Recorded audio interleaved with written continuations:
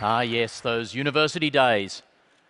A heady mix of PhD level pure mathematics and world debating championships. Or as I like to say, hello ladies. Oh yeah. Didn't get much sexier than the Spence at university, let me tell you. It is such a thrill for a humble breakfast radio announcer from Sydney, Australia to be here on the TED stage, literally on the other side of the world. And I wanted to let you know a lot of the things you've heard about Australians are true. From the youngest of ages, we display a prodigious sporting talent. On the field of battle, we are brave and noble warriors. What you've heard is true, Australians. We don't mind a bit of a drink, sometimes to excess, leading to embarrassing social situations. This is my father's work Christmas party, December 1973. I'm almost 5 years old. Fair to say I'm enjoying the day a lot more than Santa was. But I stand before you today, not as a breakfast radio host, not as a comedian, but as someone who was, is, and always will be a mathematician. And anyone who's been bitten by the numbers bug knows that it bites early and it bites deep. I cast my mind back when I was in second grade at a beautiful little government-run school called Boronia Park in the suburbs of Sydney. And as we came up towards lunchtime, our teacher, Ms. Russell, said to the class, "Hey, Year 2, what do you want to do after lunch? I've got no plans." It was an exercise in democratic schooling. And I am all for democratic schooling, but we were only 7. So some of the suggestions we made as to what we might want to do after lunch were a little bit impractical. And after a while, someone made a particularly silly suggestion, and Ms. Russell patted them down with that gentle aphorism, "That wouldn't work. That'd be like trying to put a square peg through a round hole." Now, I wasn't trying to be smart. I wasn't trying to be funny. I just politely raised my hand. And when Ms. Russell acknowledged me, I said, in front of my Year 2 classmates, and I quote, "But miss, surely if the diagonal of the square is less than the diameter of the circle, well, the square peg will pass quite easily through the round hole." It'd be like putting a piece of toast through a basketball hoop, wouldn't it? And there was that same awkward silence from most of my classmates until, sitting next to me, one of my friends, one of the cool kids in class, Stephen, leant across and punched me really hard in the head. Now, what Stephen was saying was, "Look, Adam, you are at a critical juncture in your life here, my friend. You can keep sitting here with us. Any more of that sort of talk, you've got to go and sit over there with them." I thought about it for a nanosecond. I took one look at the road map of life and I ran off down the street marked geek as fast as my chubby, asthmatic little legs would carry me. I fell in love with mathematics from the earliest of ages. I explained it to all my friends. Maths is beautiful. It's natural. It's everywhere. Numbers are the musical notes with which the symphony of the universe is written. The great Descartes said something quite similar. The universe is written in the mathematical language. And today, I want to show you one of those musical notes. A number so beautiful, so massive, I think it will blow your mind. Today we're going to talk about prime numbers. Most of you, I'm sure, remember that 6 is not prime because it's 2 times 3. 7 is prime because it's 1 times 7, but we can't break it down into any smaller chunks, or as we call them, factors. Now, a few things you might like to know about prime numbers. 1 is not prime. The proof of that is a great party trick that admittedly only works at certain parties. Another thing about primes, there is no final biggest prime number. They keep going on forever. We know there are an infinite number of primes due to the brilliant mathematician Euclid. Over thousands of years ago, he proved that for us. But the third thing about prime numbers, mathematicians have always wondered, well, at any given moment in time, what is the biggest prime that we know about? Today, we're going to hunt for that massive prime. Don't freak out. All you need to know of all the mathematics you've ever learnt, unlearnt, crammed, forgotten, never understood in the first place, all you need to know is this. When I say 2 to the power of 5, I'm talking about 5 little number 2s next to each other all multiplied together. 2 times 2 times 2 times 2 times 2. So 2 to the power of 5 is 2, times 2 is 4, 8, 16, 32. If you've got that, you're with me for the entire journey, okay? So 2 to the power of 5. Those 5 little 2's multiplying together. 2 to the power of 5 minus 1 is 31. 31 is a prime number, and that 5 in the power is also a prime number. And the vast bulk of massive primes we've ever found are of that form. 2 to a prime number, take away 1. I won't go into great detail as to why, because most of your eyes will bleed out of your head if I do, but suffice to say, a number of that form is fairly easy to test for primacy. A random odd number is a lot harder to test. But as soon as we go hunting for massive primes, we realise it's not enough just to put in any prime number in the power. 2 to the power of 11 minus 1 is 2047, and you don't need me to tell you that's 23 times 89. But 2 to the 13 minus 1, 2 to the 17 minus 1, 2 to the 19 minus 1 are all prime numbers. After that point, they thin out a lot. And one of the things about the search for massive primes that I love so much is some of the great mathematical minds of all time have gone on this search. This is the great Swiss mathematician Leonhard Euler. In the 1700s, other mathematicians said he is simply the master of us all.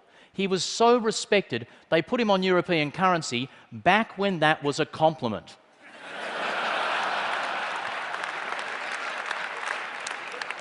Euler discovered at the time the world's biggest prime, 2 to the 31 minus 1. It's over 2 billion. He proved it was prime with nothing more than a quill, ink, paper, and his mind. You think that's big? We know that 2 to the power of 127 minus 1 is a prime number. It's an absolute brute. Look at it here.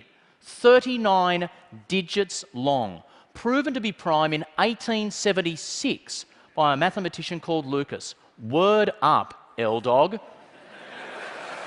But one of the great things about the search for massive primes, it's not just finding the primes. Sometimes proving another number not to be prime is just as exciting. Lucas, again in 1876, showed us 2 to the 67 minus 1, 21 digits long, was not prime. But he didn't know what the factors were. We knew it was like 6, but we didn't know what are the 2 times 3 that multiply together to give us that massive number. We didn't know for almost 40 years until Frank Nelson Cole came along. And at a gathering of prestigious American mathematicians, he walked to the board, took up a piece of chalk, and started writing out the powers of 2. 2, 4, 8, 16. Come on, join in with me. You know how it goes. 32, 64, 128, 256, 512, 1,024, 2,048. I'm in geek heaven. We'll stop it there for a second. Frank Nelson Cole did not stop there. He went on and calculated 67 powers of 2. He took away 1 and wrote that number on the board. A frisson of excitement went around the room. It got even more exciting when he then wrote down these 2 large prime numbers in your standard multiplication format. And for the rest of the hour of his talk, Frank Nelson Cole busted that out. He had found the prime factors of 2 to the 67 minus 1. The room went berserk as Frank Nelson Cole sat down, having delivered the only talk in the history of mathematics with no words. He admitted afterwards it wasn't that hard to do. It took focus, it took dedication, it took him, by his estimate, 3 years of Sundays. But then in the field of mathematics, as in so many of the fields that we've heard from in this TED, the age of the computer goes along and things explode. These are the largest prime numbers we knew, decade by decade, each one dwarfing the one before as computers took over and our ability to calculate just grew and grew. This is the largest prime number we knew in 1996, a very emotional year for me. It was the year I left university. I was torn between mathematics and media. It was a tough decision. I loved university. My arts degree was the best 9.5 years of my life. But I came to a realisation about my own ability. Put simply, in a room full of randomly selected people, I'm a maths genius. In a room full of maths PhDs, I'm as dumb as a box of hammers. My skill is not in the mathematics, it is in telling the story of the mathematics. And during that time, since I've left university, these numbers have got bigger and bigger, each one dwarfing the last, until along came this man, Dr. Curtis Cooper, who a few years ago held the record for the largest ever prime, only to see it snatched away by a rival university. And then Curtis Cooper got it back.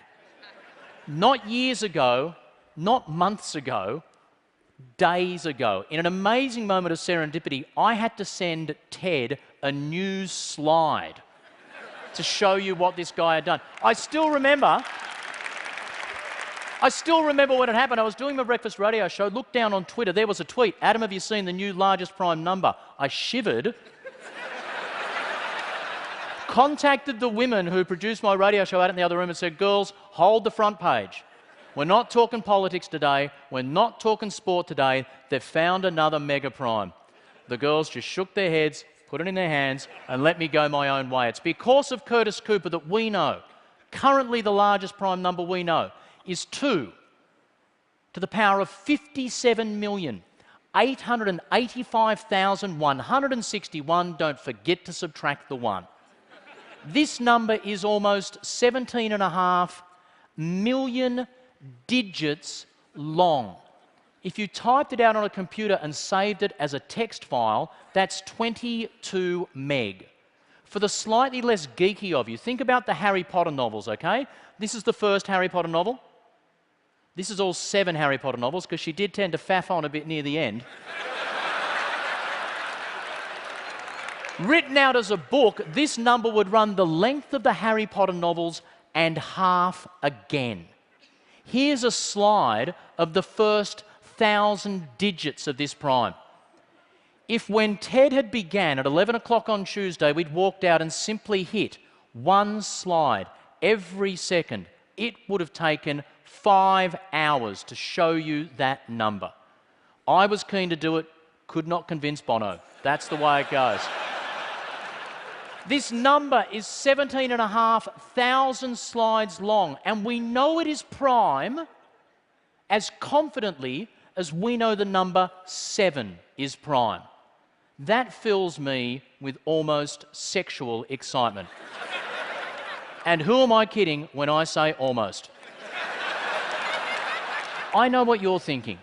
Adam, we're happy that you're happy. But why should we care? Let me give you just 3 reasons why this is so beautiful. First of all, as I explained, to ask a computer, is that number prime, to type it in its abbreviated form, and then only about 6 lines of code as the test for primacy, is a remarkably simple question to ask. It's got a remarkably clear yes-no answer and just requires phenomenal grunt.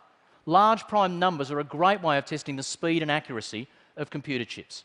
But secondly, as Curtis Cooper was looking for that monster prime, he wasn't the only guy searching.